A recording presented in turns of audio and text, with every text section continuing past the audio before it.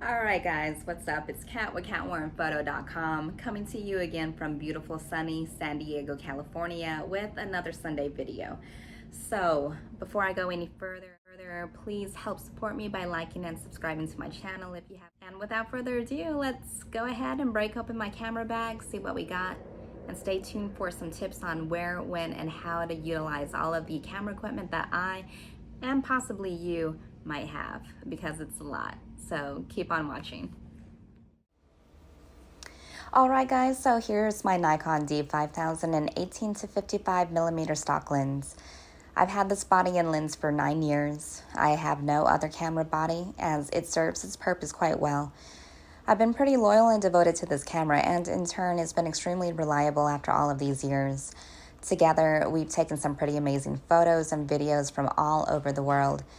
And since it is an older model, however, I find that shooting photos with a high ISO setting on this camera yields louder noise and grain compared with one of the more recently manufactured cameras out there. Also, this camera has no phone jack plug for microphones as you'd find on more modern cameras. Now, moving on to the stock lens. This 18 to 55 millimeter lens surprisingly takes some pretty amazing wide-angle photos. At least I'm satisfied with the results. So, given its stock lens with an aperture range beginning at only a mere 3.5, it's still a great piece of glass that any photographer with any skill level can use. And with both camera and body and lens coming in at less than $600 new or around $200 used, I highly recommend both if you're a photographer on a limited budget. Alright, so let's move on to more glass with the Nikkor 50mm lens at 1.4. This is a fixed focal length lens, meaning no zoom capability, everyone. You'll just need to physically move back and forth to get shots within your preferred view. I shoot this lens primarily for low light street photography, and because this is such a fast lens with the capability of letting lots of beautiful natural light in, I use this as my default go-to lens.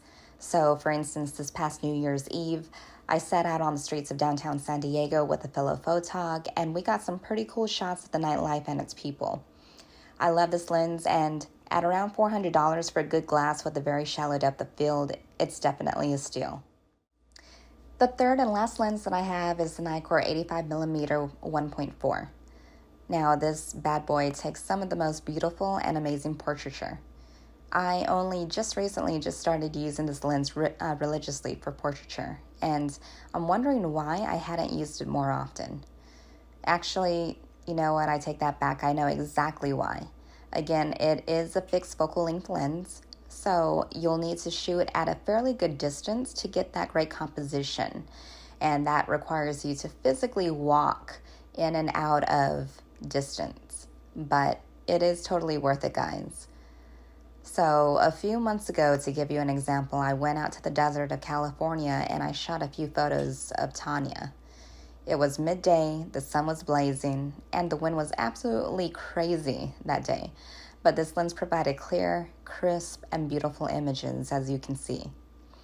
I'm a firm believer that most times you get what you pay for, and at around $1,500 currently, you consistently get beautiful images using this lens. So, we're done with the glass. Let's move on to an essential item everyone should have, that good old tripod. I don't even know the manufacturer of this particular tripod that I have, but everyone should have at least one. Tripods are essential for landscape photography and, of course, that infamous selfie. Now, if you don't shoot either one of these genres, then you're probably good without one. But if you're like me, who loves waking up early and capturing those sunrises along the beach, a tripod is definitely a must. Which brings me to my next talking point. Let there be light, people. Let there be light. Laid out before you is my Nikon Speedlight SB700.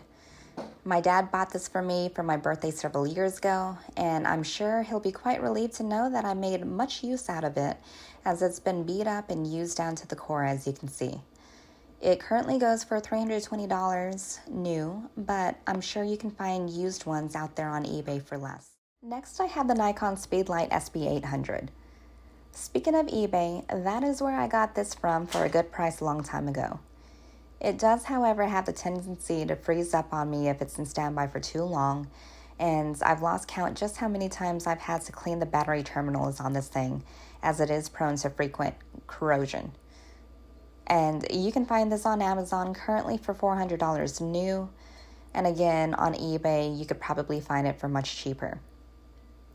Now, moving on, I also have two Godox TT685s. Now, these I just recently purchased within the last year, and I'm addicted to how affordable they are compared to other flashes. They clock in around $100 each and are surprisingly very dependable and quite easy to operate. Now, my last light source is the ProMaster LED 500 Mono Light. And this thing provides me with continuous light. It's extremely easy to operate, and I love the fact that there is no light metering required. I usually find myself using this mono light on shoots as either a second key light or even a silhouette light to light a subject's hair. You can get one online for around $370. And just how do you light all of these? Well, for me personally, I use the Pocket Wizards. Pocket Wizards, the transceivers, are a bit pricey, ranging from $170 to $260 for a set of two, depending on your model. And the more flashes you incorporate, the more of these you'll need. Now, let's move on to light modifiers. Guys, the larger the modifier, the softer the light on your subject will be. Sometimes people like to simulate natural light on a model, and large modifiers are the way to do it. So what kind of modifiers do I have? Well, we start with umbrellas. I have a large white umbrella, which is pretty much my go-to modifier for just about any shoot. It's simple and easy to set up, and the light looks amazing time and time again.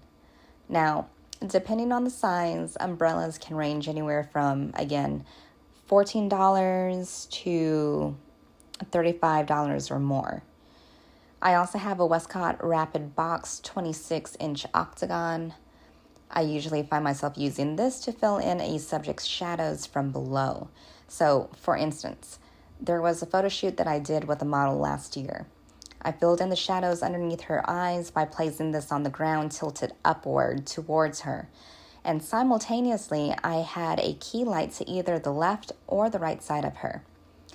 This is fairly affordable modifier, clocking in at around $100. And of course, these lights and modifiers are useless without the stands to support them on. Guys, we're not through yet. So let's move on to the tips. And while we're at it, don't forget to like and subscribe to my channel if you haven't already. Number 1, plan. Yes, I said it, plan. Well, what's your story behind your upcoming photos? Do you want to take wide-angle shots, portraits? Are you shooting street photography or landscapes? Your purpose and subject will usually depend on the focal lengths and lenses that you use. Now, if you don't have a plan, then don't just start shooting just for the sake of shooting. Get inspired first by coming up with an idea and backing it up by visiting Pinterest or paging through magazines, books, or even watching music videos. Second, just say no to just in case. Don't bring all of your equipment just in case. This mentality limits your potential. You aren't forced to think outside of the box and spur your creativity with just in case. Besides, you can easily get overwhelmed by all of your equipment, and before you know it, analysis paralysis sinks in. So, what should you do? Moving on to tip 3, choose equipment based on your plan. So, remember that plan you made up as part of tip 1? Wide angle shots, portrait shots, natural light, artificial light, combination of natural and off camera. Focus on those results and choose your equipment based on that, and only take that on scene with you. But, yeah, I know what you're thinking. Kat, what if I need something I didn't think about? Well, oh well. I guess you'll be forced to think outside of your comfort bubble, which brings me to my next tip. Tip 4, be resourceful. Remember people telling you to not rely on that zoom lens of yours? Don't just stand there, move. Get up, start walking. Don't rely on your zoom lens to just do all the work for you. Actually, physically walk around and explore different angles. Well, that is the same principle that applies here. Just work with what you have and be resourceful, because remember, the more you use your mind, the easier it will be to unleash your creativity while saving you and your client time and also saving you some money.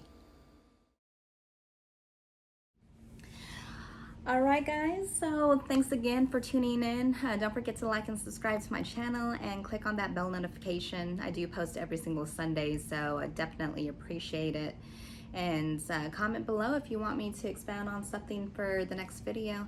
Until then, you guys take care, stay safe out there, and be in good spirits. Take care.